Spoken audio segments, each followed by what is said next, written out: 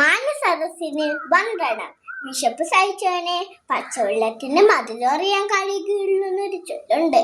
നാം ഇന്ന് എന്ത് സമൃദ്ധിയിലാണ് ജീവിക്കുന്നത്. നമുക്കിഷ്ടപ്പെട്ട ഭക്ഷണോ വസ്ത്രം ആവശ്യാനുസരണം നമുക്ക് ലഭിക്കുന്നു.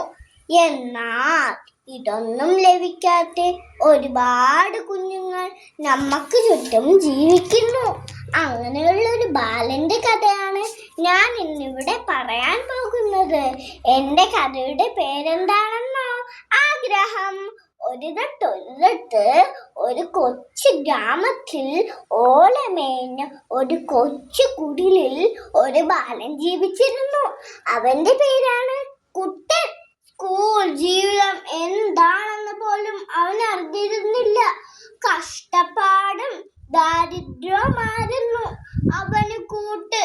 ഒരു നേരത്തെ ആഹാരം പോലും കഴിക്കാനില്ലാത്ത അവന് പഠിക്കാനുള്ള ആഗ്രഹം വളരെ വലുതായിരുന്നു. അവന്റെ വിഷമം കണ്ട അമ്മ അവനെ ഒരു സർക്കാർ സ്കൂളിൽ ചേർത്തു. സ്കൂളിൽ ചെന്നപ്പോൾ എല്ലാവർക്കും പുതിയ ബാഗുകൾ, ചെരുപ്പുകൾ. ഇത് കണ്ട് കുഞ്ഞിന്റെ മുഖത്തേക്ക് അമ്മയ്ക്ക് നോക്കാനേ കഴിഞ്ഞില്ല. അന്ന് അവിടെ വെച്ച് കുട്ടൻ ബാബു എന്നൊരു സുഹൃത്തിനെ ലഭിച്ചു. അവൻ വളരെ ധനികനായിരുന്നു. ഒരു ദിവസം കുട്ടൻ ബാബുവിനോട് ചോദിച്ചു, നിന്റെ വീട് ഓടാണോ ഓലയാണോ?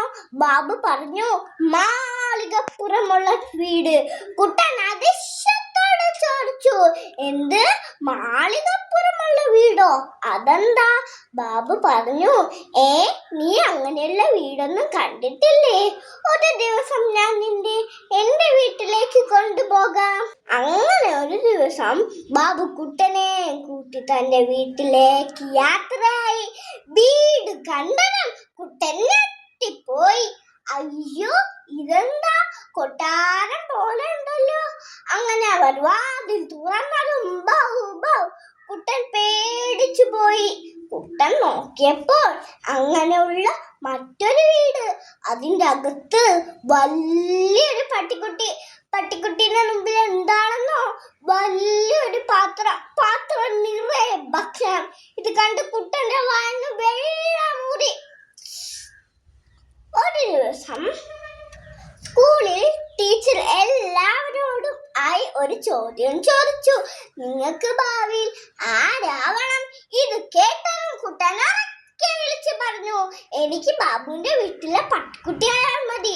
ഇത് കേട്ട് എല്ലാവരും ചിരിക്കാൻ തുടങ്ങി. എന്നാൽ ചിരി അധികം നേരം ഉണ്ടായില്ല. കുട്ടന്റെ അവസ്ഥ മനസ്സിലാക്കിയ കൂട്ടുകാരും അധ്യാപകരും അവനെ സഹായിച്ചു. അങ്ങനെ കുട്ടൻ കഷ്ടപ്പാടിലൂടെ ദാരിദ്ര്യത്തിലൂടെ പഠിച്ചുയരങ്ങളിലെത്തി. കൂട്ടുകാരെ, നിങ്ങൾക്കിരുന്ന് എന്ത് മനസ്സിലാക്കാം? ആഗ്രഹം ഉണ്ടെങ്കിൽ മാത്രമേ ഉയരങ്ങളിലെത്താൻ സാധിക്കൂ. കുട്ടന്റെ ജീവിതം നമുക്ക് ഒരു പ്രചോദനമാവട്ടെ. നന്ദി, നമസ്കാരം.